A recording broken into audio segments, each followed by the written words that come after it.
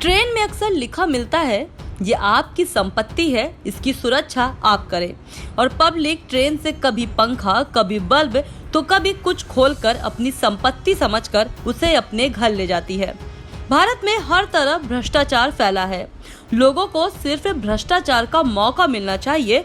लोगों में इतना डर भी नहीं है कि पकड़े जाएंगे तो क्या होगा, क्योंकि भारत में कानून इतनी लचर है कि कानून तोड़ने वाला, भ्रष्टाचार करने वाला सब बेदाग बच जाते हैं।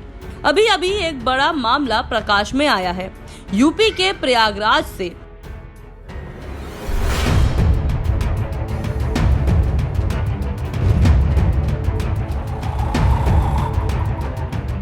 प्रयागराज में मात्र 15 किलोमीटर दूर इदारतगंज में स्थित भारतीय वायुसेना का आकस्मिक उपयोग के लिए रनवे है और इसका उपयोग वायुसेना के विमानों की युद्धकाल में उड़ान और लैंडिंग के लिए किए जाने का प्रस्ताव है।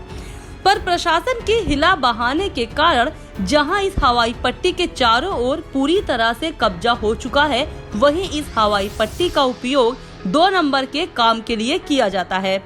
इदारतगंज का हवाई अड्डा का क्षेत्र, जो कि 1947 में सैन्य मंत्रालय ने रख रखाव के लिए जिला प्रशासन को सौंपा था और 478.4 एकड़ भूमि की खेती और हरियाली के लिए दिया, जिसमें से आने वाले राजस्व से हवाई अड्डे और हवाई पट्टी की रख रखाव के खर्चे पूरे किए जाएंगे। पर सरकारी अमले की उदासीनता के चलते हवाई पट्टी के आसपास के लोगों ने कब्जा करना शुरू कर दिया।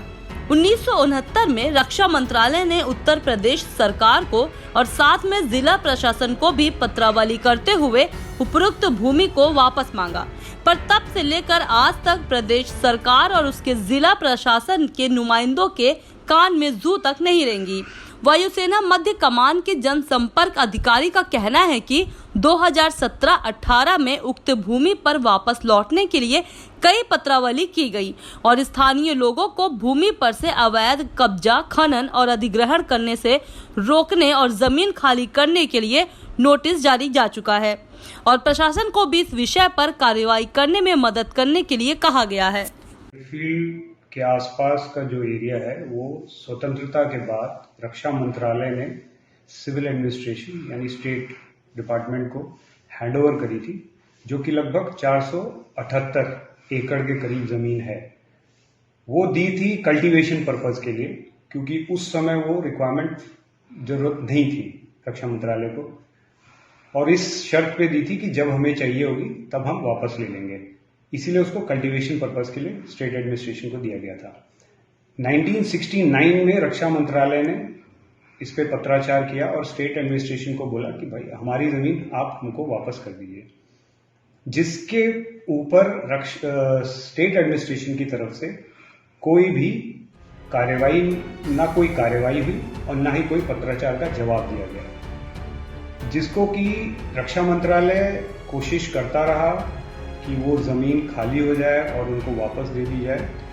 फाइनली 2017-18 में इसके ऊपर जो लोकल यूनिट है, मतलब कि मध्य वायु कमान, उसको ये बोला गया कि इसकी जानकारी हासिल की जाए और जो कार्यवाही करनी है वो की जाए, जिसमें जब मध्य वायु कमान की तरफ से इस पे स्टेट एडमिनिस्ट्रेशन से पूछा गया और जांच पड़ताल हुई तो पता चला कि उस पे अधिग्रहण हो गया है और स्टेट एडमिनिस्ट्रेशन इस पे कोई जवाब देने को तैयार नहीं है।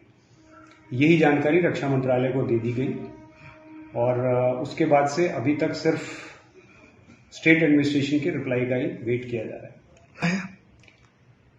इदारतगंज की जो ALG एडवांस लैंडिंग ग्राउंड है वो लगभग 1800 मीटर की है, जो कि अगर पूरी अवेलेबल रहती, ठीक कंडीशन में रहेगी तो अच्छी तरह से इस्तेमाल हो सकती है इमरजेंसी कंडीशन में, इमरजेंसी रिक्वायरमेंट्स में। हालांकि अब जो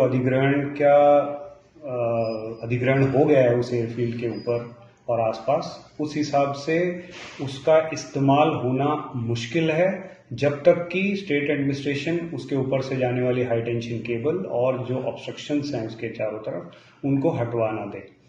इस स्थिति में या तो वो एक्स्ट्रा जमीन मुहैया कराएं या फिर इन चीजों का अधिग्रहण हटाएं वहां से। किसी भी ALG पर कोई भी विमान उतारने से पहले उसको उस पे लैंड करने के काबिल बनाना ज़रूरी होता है। तो उस हिसाब से इरादतगंज अभी फिट नहीं है किसी